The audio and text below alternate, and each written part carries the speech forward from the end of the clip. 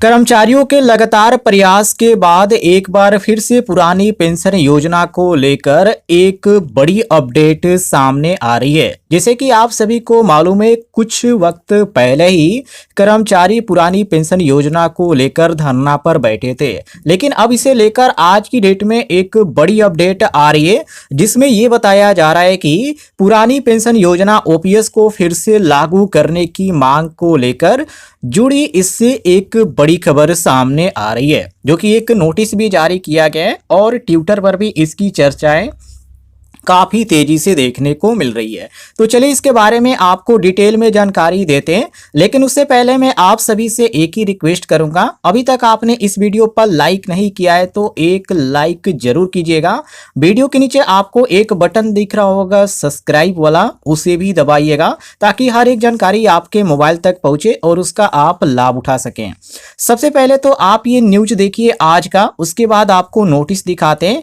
यहां पर बताया जा रहा है कि भारत सरकार द्वारा 8वें केंद्रीय वेतन आयोग 8वें सेंट्रल पे कमीशन की तैयारियों को लेकर काफी हलचल बढ़ गई है। कर्मचारियों की तरफ से 8वें वेतन आयोग की घोषणा पुरानी पेंशन योजना की बहाली और महंगाई भत्ते में सुधार जैसी कई बड़ी मांगें उठ रही है। वहीं सरकार इन सब पर विचार कर रही है, लेकिन कुछ मुद्दों पर तीखा टकराव होने की संभावना है। 16 दिसंबर को कर्मचारियों और कर्मचारियों के संगठनों द्वारा बड़े आंदोलन की चेतावनी दी गई है, जिसके चलते सरकार भी अलर्ट मोड में है और यहाँ पे इसके बारे में जानकारी भी दी गई है।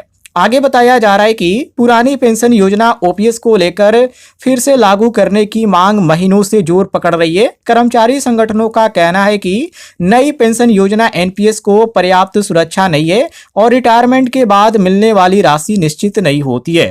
कर्मचारियों की मुख्य मांगे यह है, ओपीएस को केंद्र स्तर पर बहाल किया जाए, एनपीएस को वापस लिया जाए, इससे बड़े बदलाव किए जाए, पेंशन को वेतन आयोग की सिफारिशें जोड़कर ऑटो रिवाइज किया जाए। इसके बाद यहां पर बताया जा रहा है कि कर्मचारी संगठनों ने 16 दिसंबर को देशव्यापी आंदोलन करने का ऐलान किया है और इस दौरान कर्मचारियों का फोकस 3 मुद्दों पर होगा।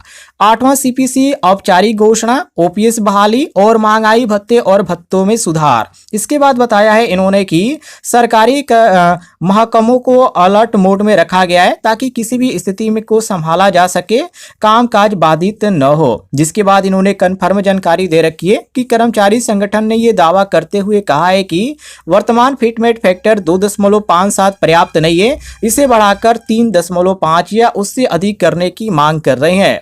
7वें वेतन आयोग में न्यूनतम बेसिक वेतन 18,000 रुपए तक तय किया गया था। कर्मचारी चाहते हैं कि इसे बढ़ाकर 26,000 से 30,000 रुपए तक किया जाए।